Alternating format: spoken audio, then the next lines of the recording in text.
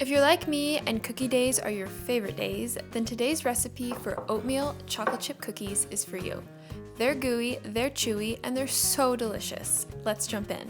The first step is going to be preheating your oven. Preheat your oven to 350 degrees F. A piece of kitchen equipment that I always use when baking cookies is my kitchen scale. If you don't have a kitchen scale, no worries. Make sure you fluff your flour lightly in the container, and then you can spoon it into your measuring cup. This recipe calls for 1 egg and 1 egg yolk. I'm gonna separate my egg white and save it for later.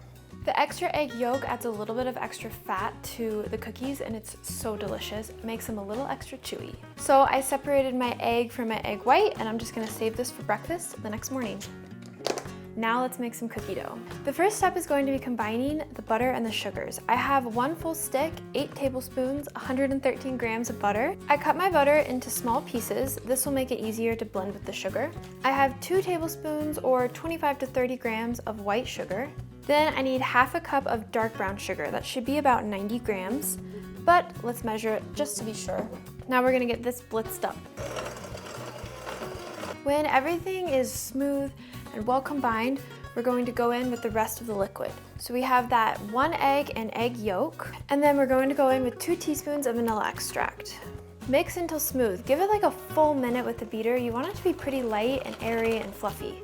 We are well combined. It is time to get those dry ingredients added in. I have 1.25 cups or 150 grams of flour, and here I have half a teaspoon of fine sea salt and 1/4 teaspoon of baking soda. And then before adding to my wet ingredients, I like to just mix up my rising agent, my salt, and my flour.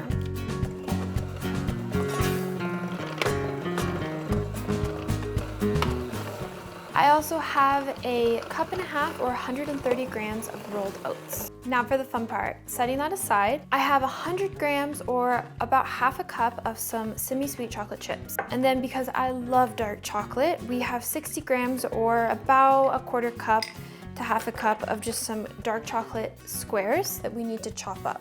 The dark chocolate is optional. It adds so much extra flavor though, so if you have a favorite chocolate bar that you like to eat, give it a good chop and add it in. I leave the pieces fairly large. You want a good crunch when you bite into your cookie. So now it's time to get it all mixed up. I always have to sneak one. At this point, I just go in there with a wooden spoon or spatula. This can be pretty thick for your beater, but if you're using a stand mixer, it usually works well to also throw the chocolate chips in. Yum, yum, yum. This looks super yummy. We have a nice uniform dough that we're gonna get directly onto a cooking sheet. This does not require chilling. I'm using a parchment paper lined cookie sheet. I always find that's easier to get the cookies off, and my medium cookie scoop. We're gonna try to fit these all into one cookie sheet, but we might need a second. We're gonna get our first batch in the oven and then we'll have a second cookie sheet. These do spread a little bit, so you never wanna overfill the cookie sheet and try to cram all your cookie dough on there. Oven is at temperature. We're gonna get these in for about 10 to 12 minutes. Since I don't wanna bake 2 batches of cookies today, I'm actually just going to freeze my extra cookie dough in a baggie with the date and what I have inside. These will last for about 3 months in the freezer, but I doubt you'll let them sit there that long.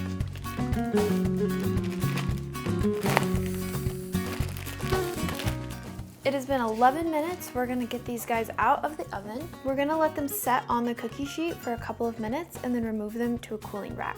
Another great reason to use parchment paper. So easy. Now these are gonna cool for about 10 minutes. These cookies are so good. They're gooey, they're chewy, they're full of that dark chocolate flavor. I know you're gonna love them.